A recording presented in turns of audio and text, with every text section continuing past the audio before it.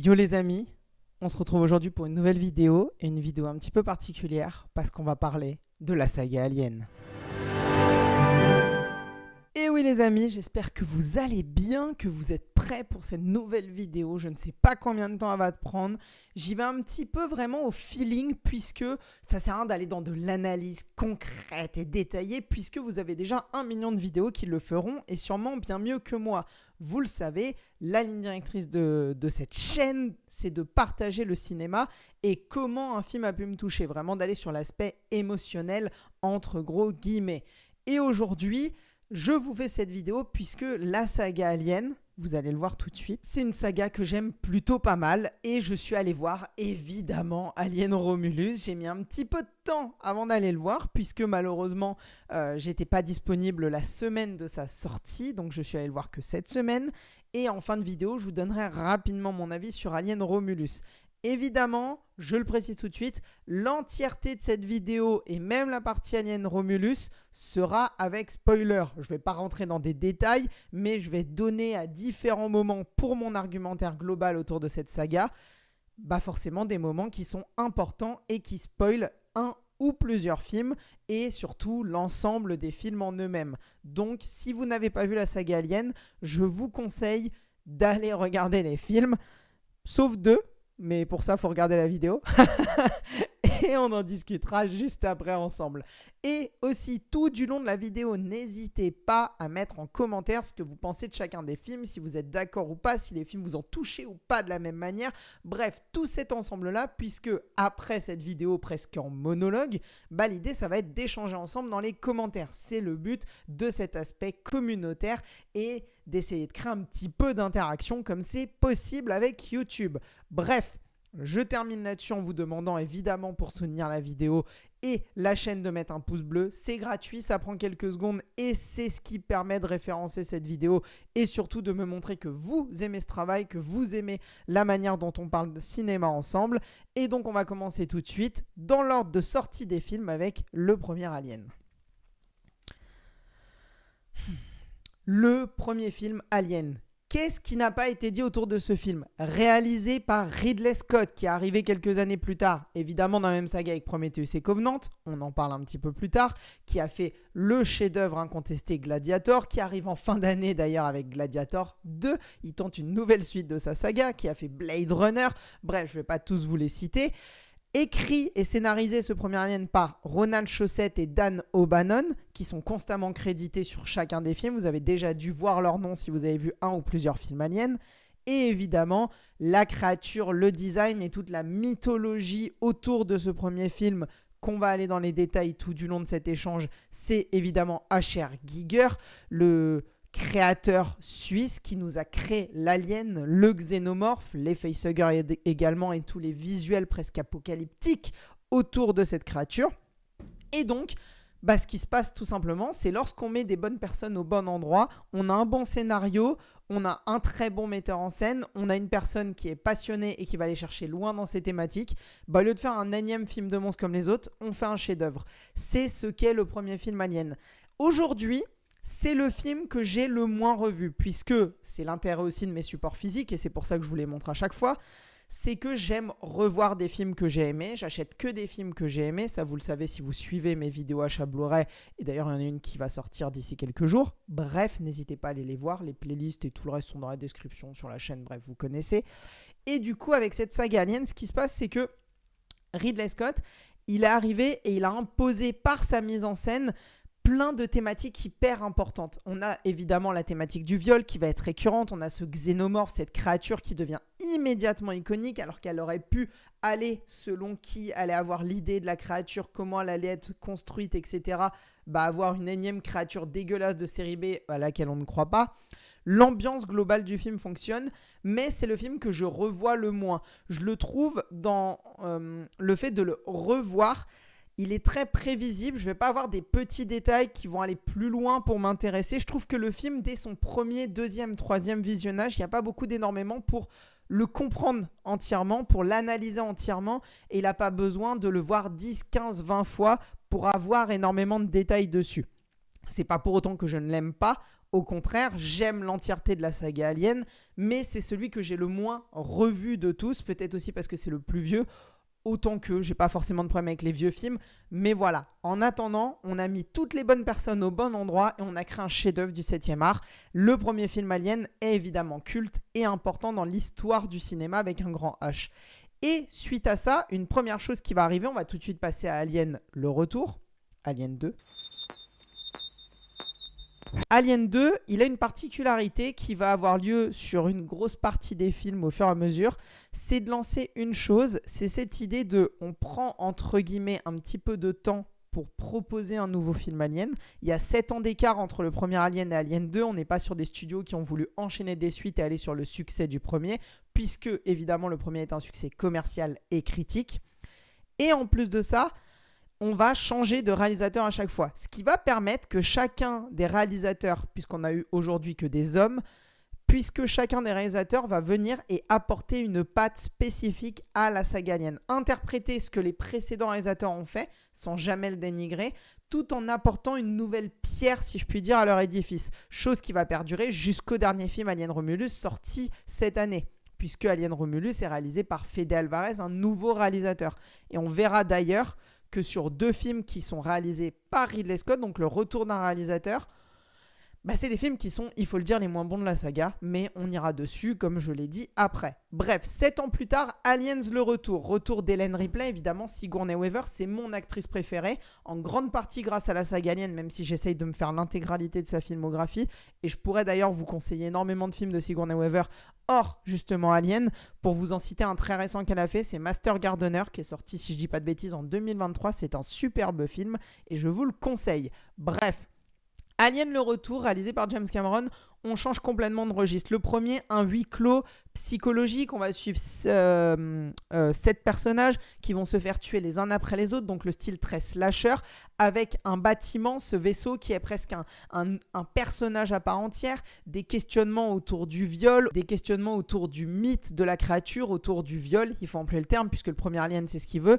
Celui-ci, on change complètement. Les aliens, on va aller beaucoup plus loin, on va passer évidemment, comme le film s'appelle Aliens avec un S, il va y avoir des tonnes d'aliens, on n'en aura plus qu'un seul, on va avoir des militaires entraînés, pas surentraînés parce qu'ils ne savent pas la menace à laquelle ils arrivent, mais entraînés, donc on a des armements, on a Ellen Ripley qui sait ce qu'elle va affronter, on a évidemment toujours ce questionnement autour du corporatisme et de cette entreprise Weyland-Yutani qui aujourd'hui va avoir un nom, on va avoir un nouveau questionnement sur un androïde, chose très importante, on change de réalisateur mais on change aussi également à chaque fois la thématique de l'androïde. Le premier film on avait un androïde très corporatiste qui va faire passer le profit et les institutions au-dessus des hommes, quitte à devoir les sacrifier. Dans ce deuxième film, on a quasiment tout l'inverse. Celui qui va aider les hommes et ne pas forcément penser justement à l'entreprise. On a presque son penchant du côté obscur dans le premier film, donc avec le personnage de H dans le premier film, et j'ai perdu son nom dans le second, mais interprété par Lance Henriksen, qui est un superbe acteur, et qui revient dans Alien vs Predator, on parlera rapidement de ces 2 films juste après.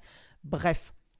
Et du coup, ce second film, bourré en action, bourré également en émotion, avec une thématique forte autour du personnage d'Helen Ripley. Et là, on va tout de suite avoir une chose qui va aussi être redondante dans l'ensemble des films, et le premier également, c'est qu'on n'a pas une seule version des films Alien. On a à chaque fois des versions Director's Cut, des versions Extended Cut, bref, on a la version cinéma et on a parfois une voire 2 autres versions existantes. Dans le premier film Alien, ça rajoute quasiment rien, à part une chose importante mais qui ne va pas exister dans la mythologie globale d'Alien, donc je n'irai pas dessus, c'est pour ça que je vous en ai pas parlé, mais n'hésitez pas à aller regarder les scènes coupées, c'est là-dessus que vous pourrez trouver justement cette scène supplémentaire avec les cocons, pour ne pas aller plus loin.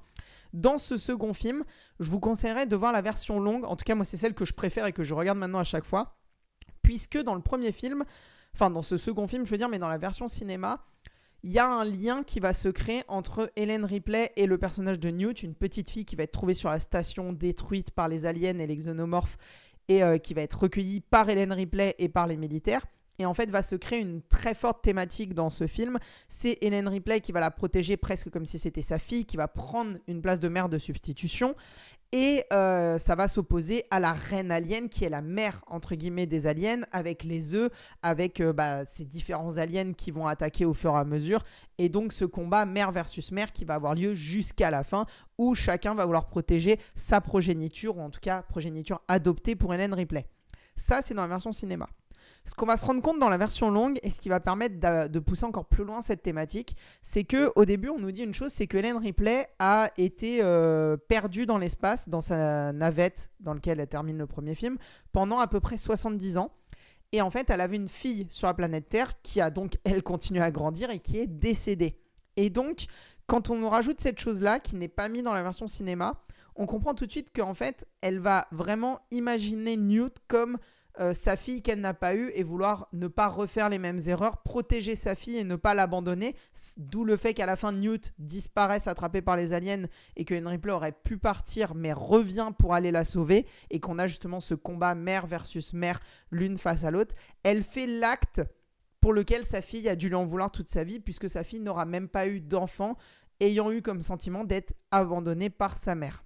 Donc voilà, c'est une thématique qui est très forte, qui est faite dans ce film-là uniquement et qui va vraiment permettre de pousser la psychologie des personnages plus loin que dans le premier film Alien où au final Sigourney Weaver, en tout cas son personnage d'Ellen Ripley, jusqu'à la moitié du film, n'est même pas mis en avant comme le personnage principal. C'est le personnage de Dallas, le pilote et capitaine du vaisseau du Nostromo, jusqu'au moment où il se fait buter par l'alien.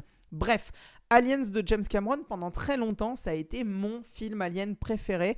Même si vous allez le voir, j'ai toujours eu des doutes avec les deux prochains et aujourd'hui je suis persuadé de savoir lequel est mon préféré et ce n'est pas Aliens le retour, même si c'est un film que j'aime beaucoup et c'est peut-être le plus plaisant à revoir dû à son côté action. C'est un film pour lequel on va jamais se lasser, même dans sa version longue qui fait presque, si je dis pas de bêtises, 2h30.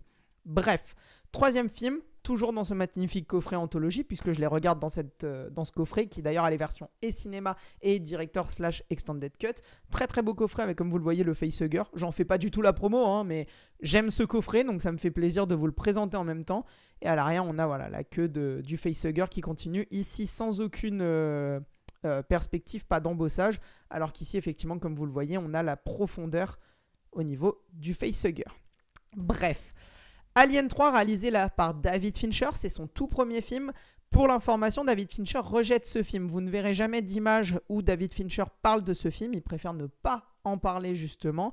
Il a détesté, la production a été chaotique, ça a été un enfer, le scénario a été retravaillé les jours après les jours. Là, on est vraiment presque sur une commande de studio. Mais malgré ça, on sent la patte de David Fincher. On voit dès ce premier film chaotique, effectivement, quand vous le regardez, qui a une patte, qui a quelque chose de très très particulier, à des thématiques qui vont très fort. Ici, on va dans des thématiques plus liées à la religion. On va constamment, encore plus en profondeur, dans la thématique du viol et des agressions. Parce que dans ce film-là, Ellen Ripley va tout simplement atterrir sur une planète prison qui appartenait anciennement à la Weyland-Yutani et en fait ils ont complètement délaissé les lieux et les prisonniers se sont créés une sorte de petite colonie, vraiment un lieu en autarcie juste entre eux. Ils ont créé leur propre religion, leurs propres règles, leurs propres moyens de travailler. Il y a encore un ou deux anciens responsables de la Weyland-Yutani qui sont sur les lieux et qui gèrent un petit peu les embrouilles entre prisonniers, mais ça va pas plus loin.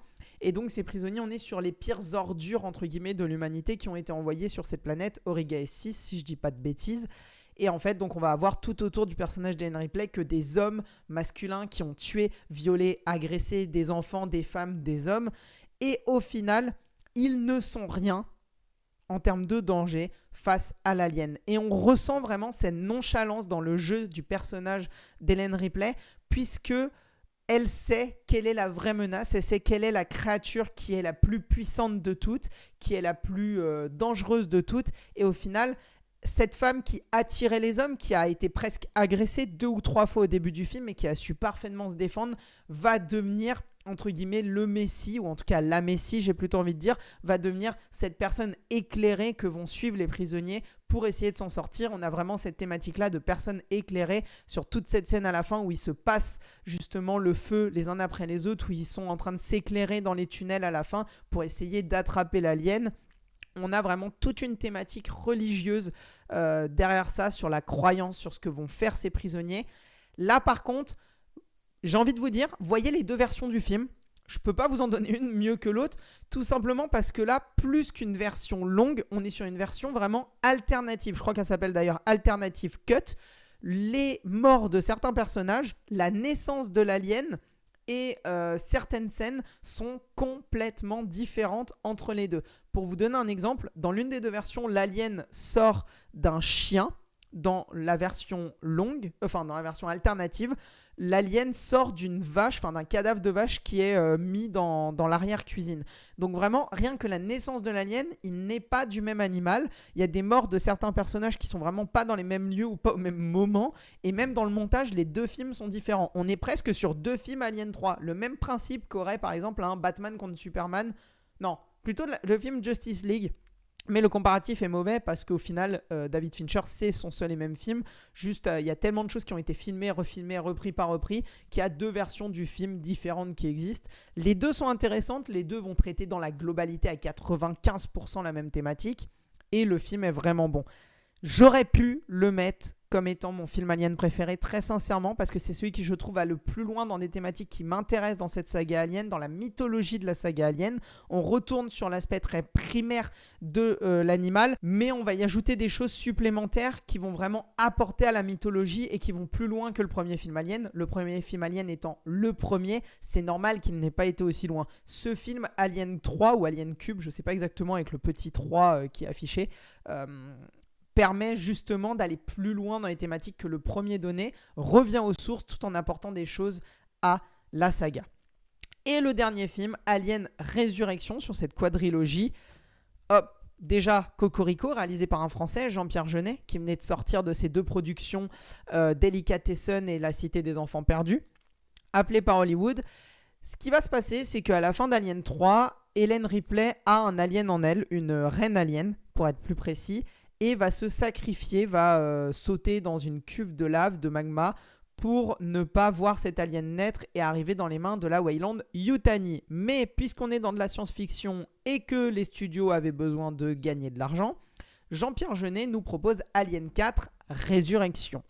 Effectivement, le pitch du film, Ellen Ripley a été clonée pendant des années, plein de tentatives pour la faire revenir, mais surtout faire revenir l'ADN qui est en elle, et donc cette reine alien. Un groupe de scientifiques plus ou moins liés à la Weyland Yutani, mais qui n'existe plus puisque le film se passe, je crois, 100 ou 150 ans après les événements du 3, mais en tout cas un équivalent de la Weyland Yutani ou un après Weyland Yutani, ont réussi à cloner Ellen Ripley et à cloner l'alien qui était en elle. Ils vont en faire une reine, ils vont en faire des bébés, ils vont en faire des œufs.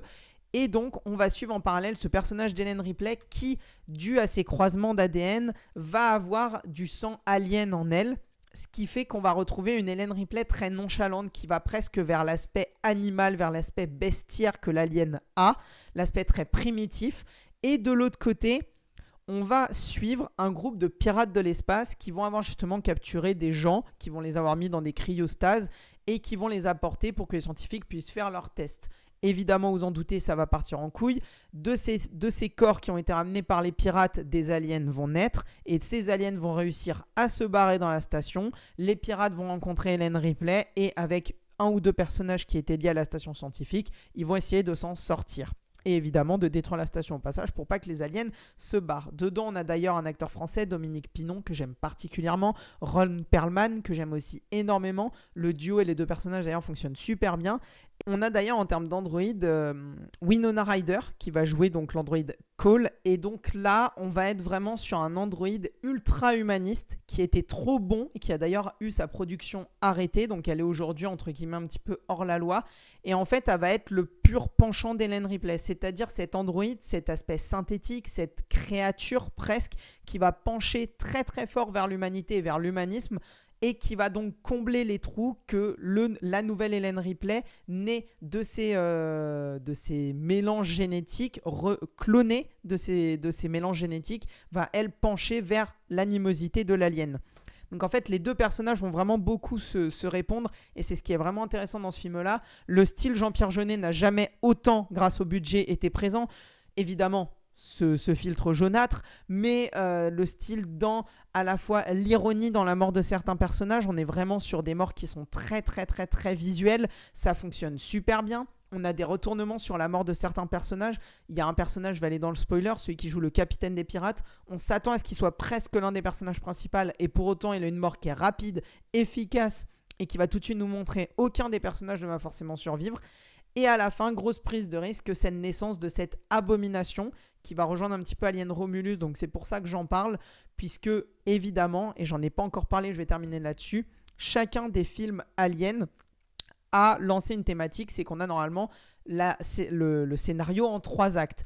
Le suivi des personnages jusqu'à un élément déclencheur, des péripéties et la résolution finale. La saga Alien, dès le premier film, et dans ces 4 films, va apporter une 4e point à la fin qui va être un nouvel élément à chaque fois. Dans Aliens 2 de James Cameron, ça va être la reine alien qui au final s'en est sortie, un combat final contre Ellen Ripley. Dans l'épisode 3, c'est un petit peu particulier, mais ça pourrait être l'arrivée de la Weyland-Yutani, même si on sait qu'elle est en train d'arriver, mais ça rajoute une petite péripétie en plus et un acte supplémentaire qui est quand même la mort d'Ellen Ripley, mais ça sonne plus comme une conclusion qu'un 4e acte. Et dans celui-là, c'est cette fameuse abomination et le combat avec Ellen Ripley et cette mort qui est dégueulasse avec le fameux meh. Tristan, tu comprendras. Bref. Cette quadrilogie, cette anthologie Alien est tout simplement pour moi extraordinaire puisqu'elle reflète vraiment la vision et la patte de chacun de ses réalisateurs. Vous voulez comprendre le style James Cameron, vous regardez Alien le Retour. Vous voulez comprendre le style Jean-Pierre Jeunet, vous regardez Alien Résurrection. C'est la quintessence de la logique que j'aimerais voir aujourd'hui autour de studios et principalement autour de Disney, mais ils le sont un peu tous, c'est de laisser des réalisateurs aller dans des sagas. On l'a eu par exemple avec le film Prey de la saga Predator, qui s'était cassé la gueule avec le film Predator ou Predators, je sais plus, enfin bref, l'avant-dernier qui est sorti de Shane Black. Et donc là, on est arrivé avec le film Prey, qui est tout simplement monstrueux. Très rapidement, je ne vais pas prendre trop de temps dessus. 2 films sont sortis suite à ces 4 films dans les années 2000. C'est tout simplement les films Alien vs Predator de Paul W.S. Anderson et Alien vs Predator Requiem des frères Strauss. Les 2 films sont pour moi des purs plaisirs coupables. L'idée, c'est tout simplement, t'es en soirée entre potes, t'as vu un ou plusieurs films Alien, t'as vu un ou plusieurs films Predator, ou au minimum, tu connais un petit peu les Aliens et les Predators. Tu lances ces 2 films et tu t'éclates. Le premier, pour moi, est un slasher qui fonctionne vraiment bien. Le deuxième a beaucoup plus de défauts, mais d'un autre côté, il est dans l'anti-film d'horreur avec le schéma un petit peu classique, puisque tout simplement, on va avoir typiquement des enfants qui vont décéder dans ce film. Le premier personnage à mourir par l'alien, c'est un enfant. Il y a un moment où il y a tout un ensemble de mères prêtes à accoucher dans une maternité qui se font défoncer dans l'une des meilleures scènes de ce film. La copine du personnage principal meurt, chose qui est quand même très très rare dans les films d'horreur, et en plus d'une manière géniale puisqu'elle meurt de manière complètement aléatoire. C'est vraiment manque de bol quoi, mais vraiment le film est assez jubilatoire dans sa manière de manier les clichés du cinéma d'horreur, mais il a aussi beaucoup de défauts. Je vais pas aller dessus, mais en tout cas moi je trouve que c'est pas les merdes que tout le monde parle. Je passe des bons moments devant ces 2 films, j'aime me les revoir tous les 2-3 ans en même temps que la saga Alien, même si bon, les films Alien je me les regarde un peu plus souvent que tous les 2-3 ans. Et suite à ça, la saga Alien a disparu de nos écrans. On a eu des rumeurs. Une très grosse rumeur, celle qui me fera pleurer tout le reste de ma vie, c'est un film Alien par Neil Blomkamp. Neil Blomkamp que j'aime énormément, qui aurait dû abandonner les idées du 3 et du 4 et proposer un nouvel, entre guillemets, Alien 3 avec le retour de Sigourney Weaver et du militaire qui s'en sort. Je ne sais plus comment il s'appelle, peut-être que Newt serait aussi revenu. J'adore Neil Blomkamp, j'aurais adoré voir un film Alien réalisé par lui. Peut-être qu'un jour ça arrivera et qu'on lui donnera les clés en main. Mais en attendant, ça ne s'est pas fait puisque papa Ridley Scott a décidé de revenir sur la saga Alien. Il a considéré que tout ce qui avait été fait après lui, à commencer par James Cameron, c'était un peu de la merde. Et donc il a voulu revenir en disant, voilà, je suis le papa de la saga Alien, je vais reprendre le contrôle. Et donc toutes les petites interrogations qu'on pouvait avoir sur le premier film Alien et sur 2-3 choses qui ont été implantées dans les suites, c'est-à-dire les origines de l'alien, qu'est-ce que le space jockey, ce genre de choses, Ridley Scott est arrivé pour nous dire, je vais répondre à vos questions, je vais vous apporter un préquel. Et il est arrivé non pas avec un, mais avec 2 films, qui d'ailleurs se terminent pour Alien Covenant sur un cliffhanger, donc on n'aura très certainement jamais la fin, qui sont Prometheus, bon, dans une version Blu-ray tout à fait dégueulasse et simple, et Alien Covenant que j'avais pris en steelbook, je ne sais pas pourquoi, à l'époque où il était très cher, et au final aujourd'hui il ne coûte plus rien. Je vais quand même vous montrer l'arrière, parce que autant l'avant je le trouve dégueulasse, autant l'arrière je le trouve génial. Hop, voilà, c'est l'Alien vraiment dans cette brume avec ce demi-visage, je le trouve génial. Bref, je vais vous parler des deux films en un, puisqu'ils sont quand même réfléchis à la fois pour être ensemble et pas vraiment. Ce sont deux films malades. Malades pour une seule et simple raison. Ce sont deux films qui sont esthétiquement parlants en termes de réalisation, et c'est là où on voit tout le talent de Ridley Scott, extraordinaire. Les films sont magnifiques. Et une fois qu'on a dit ça, qu'est-ce qu'on dit ? Eh bien, plus grand-chose. Le premier problème, et surtout le gros problème que je vais avoir avec ces films, c'est qu'il y a énormément d'incohérences avec la saga, mais la saga n'est pas exempte elle-même de tout reproche, principalement Alien 3 qui va commencer à foutre un peu la merde, Alien Résurrection qui va s'amuser justement à faire revenir des personnes à la mort et à traiter génétiquement l'alien, mais en dehors de ça, je vous dirais que la saga se tenait quand même plutôt bien en termes de cohérence. On allait apporter d'autres thématiques, on trouvait des moyens de faire revenir les aliens, soit en allant vers eux, soit en les faisant venir vers nous, et on ne se posait pas tant de questions. Ici, avec ce questionnement que Ridley Scott essaye de nous apporter, eh ben en fait, on rend la saga complètement incohérente, principalement à cause du fait que l'alien a été créé plus ou moins par un androïde fait par les hommes, mais ça ne répond pas à la question de comment des œufs ont été mis dans un vaisseau qui s'est écrasé sur LV-86 et amène au début du premier Alien, parce que du coup les ingénieurs n'auraient pas ces œufs, puisque c'est David qui les a créés et que tous les ingénieurs ont été tués par Alien. De plus, visuellement parlant, on voit que le Space Jockey, c'est pas un masque, c'est vraiment son visage dans le premier film, d'où le fait que c'est son torse qui a été explosé. On voit bien qu'il n'y a pas une armure entre les deux et la peau, c'est vraiment sa peau. Donc de créer un masque pour faire ces fameux personnages, bref. Les deux films vont dans des thématiques qui sont trop lointaines de la saga Alien. Ces films-là en eux-mêmes pourraient être très plaisants et je prends pas forcément un déplaisir à les voir, principalement pour l'aspect visuel, mais je m'enlève du cerveau les 4 premiers films Alien. Je me dis, je regarde deux films qui n'ont rien à voir. D'ailleurs, le premier film, ils font n'importe quoi avec le traitement de la génétique. Je sais pas si des gens à l'époque avaient gueulé pour la résurrection de Ellen Ripley, mais alors là, dans ce film-là, dans Prometheus, c'est un enfer. Il y a une huile noire, là, un bocal qui suinte de la bave de serpent, je sais pas. Non, mais voilà, vous avez compris. Bref, ce truc-là, cette grosse jarre qui suinte un liquide noir, ce truc-là, ça te crée des zombies, ça te crée des poulpes dans les yeux d'un mec qui, quand il couche avec une meuf, va créer un poulpe qui grandit en devenant géant, qui ressemble plus ou moins à un facehugger, mais pas vraiment. Et au final, mélangé avec un ingénieur, ça crée un alien hybride avec l'ingénieur, mais plus alien que ingénieur. Enfin bref. Ça n'a aucun sens si on parle vraiment de cohérence. Et je parle même pas de la saga, je parle du film en lui-même. Ce produit, tu l'utilises de deux manières identiques, il se passe jamais la même chose. Pareil, ça se mélange avec un verre, ça devient une sorte de serpent qui ressemble aussi à une sorte d'hybride un peu particulier du facehugger qui saute sur un gars, mais au final ça le tue juste et ça pond rien en lui. Enfin bref, ça n'a aucun sens. Mais mon plus gros problème avec ces deux films, c'est qu'on suit des débiles. Et en fait, je ne peux pas émotionnellement m'attacher à des personnages. C'est une volonté de Ridley Scott. Et j'en veux pas de l'avoir fait. Je vous explique juste pourquoi moi, ça ne marche pas sur moi. J'ai ce même problème avec les Gardiens de la Galaxie. Quand je suis des personnages qui sont complètement cons, où leurs choix ne sont pas logiques, ne sont pas avérés, ne vont pas dans une certaine cohérence humaine, typiquement dans le premier film Prometheus, ils enlèvent leur casque. Dans Covenant, c'est encore pire. Ils ne prennent même pas de casque. Quand les mecs te disent... on a trouvé une planète qui est bien mieux que au début de Covenant, qui est bien mieux que la nôtre pour la colonie, qui dépasse toutes nos attentes et qui doivent passer une tempête de plasma mais qui est à deux doigts de les tuer et qu'en plus on ne capte pas entre sur la planète et au-dessus, que le personnage de David te dit les tempêtes durent parfois des jours, des semaines, voire des mois. Tu te dis mais attends, mais c'est quoi cette planète? Genre il comptait aller sur quelle planète? Du coup il comptait aller je sais pas moi sur... j'ai pas d'exemple, mais je veux dire, c'est pas cohérent de te dire on change de trajectoire pour aller sur une planète plus sûre quand cette planète n'a rien de sûr. Cette planète, elle est tout sauf sûre. Je veux dire, quand tu as des tempêtes qui durent des mois, que tu ne peux pas communiquer à travers une tempête, je veux dire, à un moment, scientifiquement parlant, c'est catastrophique. Et en fait, il y a plein de détails comme ça sur les choix des personnages. Ce moment où ils sont tous protégés, ils sont tous ensemble dans le film Alien Covenant, et que tu as, je crois, Rosenthal, un truc comme ça, la militaire, qui dit bon bah je vais me faire un brin de toilette et me nettoyer. Mais non, mais en fait tu le fais là ton putain de brin de toilette, vous restez tous ensemble, tu vas pas te barrer. Et d'ailleurs qu'est-ce qui se passe? Bah elle se fait buter par un alien qui lui arrive dans le dos. D'ailleurs une scène qui est pas très bien réalisée là pour le coup parce qu'il n'y a pas de tension. Vu qu'on entend l'alien et on le voit dans son dos, la scène fonctionne pas très bien. Et en plus elle est assez moche. C'est vrai que dans ces deux films là, un truc qui est très moche c'est les giclées de sang. Le gore est vraiment très très numérique, très artificiel et ça fonctionne pas très très bien.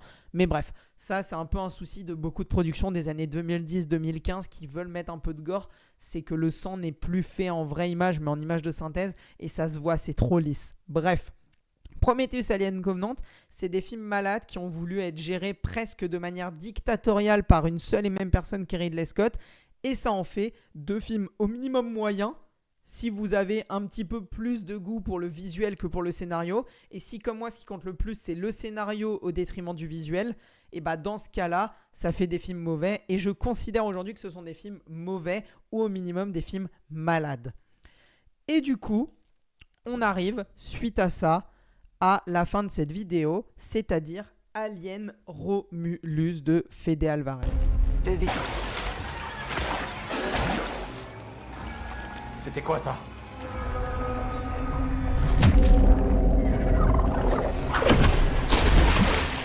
Alien Romulus de Fede Alvarez, déjà, chose très importante, il commence avec une fin, ou en tout cas une histoire qui se passe juste après le premier film Alien. Il se passe entre Alien 1 et Aliens 2, le retour de James Cameron. L'idée ici, et ce qui va se passer pendant tout le film, c'est qu'on va rattacher tous les wagons. Ça en fait un film là malade sur un point, c'est le point qu'il est trop lié ici au reste de la saga et principalement à Prometheus et Covenant. Puisqu'ici, on n'a jamais cette fin à Covenant, qu'au final, quasiment personne ne demande, puisqu'on est tous d'accord pour dire que c'était pas fou, en tout cas une majorité pour dire que c'était pas fou dans la saga Alien, même si certains des films en eux-mêmes peuvent être agréables à regarder. Et donc, on va avoir une réinterprétation de cette huile noire pour clore l'histoire de cette aberration qui a été rajoutée dans les deux films. Et donc, une conclusion également. On va avoir tout un aspect scientifique avec le premier alien que l'on voit dans le film Alien premier du nom. Pour l'histoire, là, on va être sur une histoire qui va être très différente, puisque déjà, pas de Ellen Ripley, pas de scientifique, on va suivre des jeunes qui travaillent sur une planète qui ne voit plus le soleil. Une planète qui pourrait être un équivalent d'une planète minière, une planète pétrolière, où en fait la pollution tue les gens. Les jeunes voient leurs parents décéder à 40-50 ans, ils travaillent toute leur vie pour la Weyland-Yutani, on est vraiment presque sur de l'esclavagisme moderne, donc on a des choses qui rebondissent très fortement avec nous, ce qui se passe dans certains pays de notre monde et par certaines industries de notre monde. Et donc, ce qui va se passer, c'est que ces jeunes vont trouver un moyen de peut-être partir pour une planète isolée et plus idyllique qui est délaissée par la Weyland-Yutani. L'idée, elle est très simple, prendre leur petit fourgon qu'ils utilisent de temps en temps pour aller se déplacer sur la planète et d'aller sur une station spatiale qui est en orbite un petit peu, même complètement abandonnée au-dessus de leur planète à eux, et d'aller chercher des cryostases. Grâce à ces cryostases, ils vont les mettre dans leur vaisseau et partir pour, je crois, 9 ou 10 ans de voyage, mais du coup, les 9 ou 10 ans, ils ne les subiront pas. Problème, quand ils vont arriver sur ces stations, c'était une station scientifique qui travaillait et qui, là aussi, de la même manière qu'un David dans Prometheus, faisait des mélanges et des travails génétiques autour de l'alien qui a été retrouvé dans l'espace suite à la destruction du Nostromo à la fin du premier Alien. Et en fait, ils vont avoir réussi à recréer artificiellement par des imprimantes, en gros des imprimantes 3D, 4D, ce que vous voulez, et par de la construction génétique, à la fois le produit de base lié à l'alien qui va être cette fameuse huile noire. On répond à Prometheus et Alien Covenant, on clôt cette saga-là. On va créer des œufs et donc des facehuggers, sauf que évidemment, tout a foiré, l'un des aliens s'est réveillé et tous les humains et cette station a été en partie détruite. Ce qui va se passer, c'est que nos héros vont être confrontés dans un premier temps au facehugger dans des scènes qui sont vraiment géniales. Vraiment, les scènes du facehugger, on réinvente le mythe alien, on va un petit peu plus loin. C'est à partir de là où le film va vraiment se détacher de ses prédécesseurs et apporter sa propre personnalité, que Fede Alvarez va apporter sa propre personnalité. Et ensuite, évidemment, un alien va naître, une scène de naissance qui va elle aussi être vraiment trash, être vraiment dégueulasse. Je suis un petit peu dégoûté qu'elle ait été beaucoup montrée dans la bande-annonce. On voyait ce qui allait arriver, on savait quel personnage allait être inséminé. Et le petit défaut, c'est que par rapport aux 4 premiers films Alien, le temps d'insémination est quand même encore une fois très rapide, les mêmes défauts que dans Prometheus et Alien Covenant. À peine le facehugger posé, il a déjà pondu. C'est pas ce que nous vendait le tout premier film Alien avec cette journée complète où le personnage était bloqué avec le facehugger. Enfin, à peu près l'équivalent d'une journée, chose qui était respectée dans la plupart des autres films Alien. Mais bref, c'est pas grave, malheureusement c'est comme ça. Ça permet aussi de créer du rythme au récit, c'est une incohérence entre guillemets valide pour l'avancée du film. Et donc ce qui va se passer après ça, c'est qu'un alien va venir et les tuer les uns après les autres. Et une fois qu'il va nous rester que 2 ou 3 personnages, là on va aller sur une deuxième partie où on va à certains moments rendre hommage plus ou moins bien au premier film Alien. Je pense à cette scène où l'alien est collé à notre héroïne. On a clairement le même équivalent que l'image de Alien 3 avec cet alien qui s'approche d'Ellen Ripley dans l'infirmerie sur la planète des prisonniers. On va avoir ce moment où un personnage, et là c'est vraiment sorti de nulle part et ça vaut pas grand chose, va dire ne la touche pas sale pute. En version originale c'est Don't touch her bitch, un truc comme ça. Donc là la scène évidemment de Ellen Ripley qui veut protéger Newt face à la reine alien dans le film de James Cameron, Alien le retour. Beaucoup de clins d'œil qui font un petit peu grossier à certains moments quand on connaît vraiment bien la saga Alien. Mais par contre, pour tout le reste, le film est vraiment génial. Il va apporter des choses, surtout à la fin. Là aussi, on va rejoindre un petit peu Prometheus Covenant en apportant une nouvelle dynamique avec l'idée du visuel des ingénieurs, en faisant ce mélange où là, c'est un alien avec un ingénieur dû à cet homme et à cet enfant. Je trouve ça vraiment génial. Et ça fait un dernier acte qui est vraiment top, puisqu'on réutilise l'huile noire et on y met enfin un terme pour des futurs projets aliens. Là c'est fini, on a compris, on a enlevé cette merde, ça dégage. Et en même temps, la scène de fin avec cet alien qui va les poursuivre, avec la dynamique aussi de l'androïde, où là par une puce qui va être mise à l'intérieur, on va être à la fois sur la directive de tu dois protéger cette femme qui est comme ta sœur, et à d'autres moments on s'en fout de la protéger, tu dois être corporate. Ça va faire qu'on a des sacrifices sur certains personnages. Là encore, on a des dynamiques qui commencent à être créées autour de certains personnages et au final, ils meurent très vite. Il y a un côté un peu frustrant parce qu'on se dit on va pas au bout des choses. Et d'un autre côté, je trouve qu'on ressent des dynamiques de bah ouais, mais en fait, tant pis, ce qui compte, c'est l'alien. Et malheureusement, l'alien, il s'en fout des problèmes humains. Il va pas tuer les humains pour le plaisir que ça arrange le scénario ou les dynamiques de certains. Bah ouais, il y en a un qui détestait l'androïde. Bah il va jamais avoir de finalité parce qu'en fait, c'est le premier à se faire buter par l'alien. Et tant pis, c'est des choses qui arrivent. Et là encore, on revient d'une manière un petit peu différente sur la thématique de base de l'alien avec tous les sous-entendus sexuels, tous les sous-entendus. À la base, l'alien est plus dans une thématique de viol au niveau des personnages. Là, ici, on est vraiment sur des métaphores sexuelles au global. Le facehugger n'a jamais été aussi dégueulasse que lorsqu'il insémine les gens. On a un moment où on voit un facehugger se faire retirer de la bouche, mais son impendice, il est d'une longueur, c'est complètement disproportionné. On se dit, mais le machin, il t'arrive au nombril, quoi.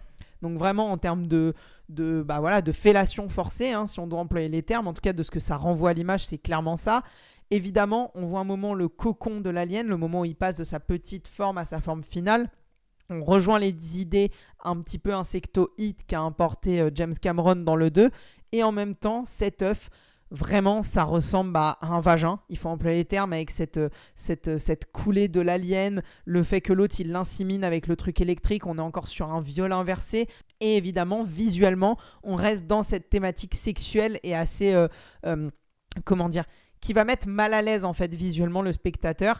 Et ce film va avoir à des moments 2 ou 3 jumpscares qui fonctionnent vraiment bien. Bref, vous l'avez compris, Alien Romulus par sa mise en scène, et je vais terminer là-dessus, qui est magnifique. On est vraiment sur un film à ambiance qui est, avec toutes les technologies d'aujourd'hui, vraiment superbe, avec son lien pour essayer de clore Covenant et Prometheus de la manière la moins désincohérente possible, avec sa suite quasi directe au premier film Alien qui fonctionne, avec son hommage aux films qui sont censés être ses suites mais qui sont sortis avant, et en même temps le fait que Fede Alvarez arrive à mettre sa patte au milieu de ce bordel qui était Alien Covenant et Prometheus, avec les objectifs que les studios l'ont demandé, ça en fait un très bon film de la saga Alien, un nouveau réalisateur qui vient mettre sa patte à la saga. Et je vous conseille évidemment de voir Alien Romulus. Évidemment, lorsque le Steelbook sortira, on aura l'occasion d'en reparler puisque je l'aurai. Et je vous en parlerai dans une future vidéo Steelbook Blu-ray une fois que j'aurai pris un petit peu du recul sur ce film. Mais je voulais profiter de la sortie de ce film plus que pour vous en parler, de vous parler de mon amour pour la saga globale. Si vous ne l'avez jamais vu, pour vous donner envie de regarder la saga Alien. Et si vous l'avez vu, de voir si on peut avoir justement des points d'accord, des points d'accrochage ou autres. Et donc, n'hésitez pas, de manière évidemment cordiale et clémente comme toujours, de vous exprimer dans l'espace commentaire, à la fois si vous êtes frustré par mes dires, mais également si vous êtes d'accord pour qu'on puisse aller encore plus loin dans la réflexion sur cette saga. C'est l'intérêt de ces vidéos YouTube, c'est l'intérêt de cette communauté que l'on essaye de créer tous ensemble. En attendant les amis, j'espère que cette vidéo vous aura plu, que vous avez passé un bon moment. Je vous souhaite à tous et toutes une très très bonne journée ou soirée selon quand est-ce que vous regardez cette vidéo. Vive la saga Alien, vive le cinéma et surtout n'oubliez pas, regarder des films c'est bien, mais les comprendre c'est mieux. Ciao ciao les amis.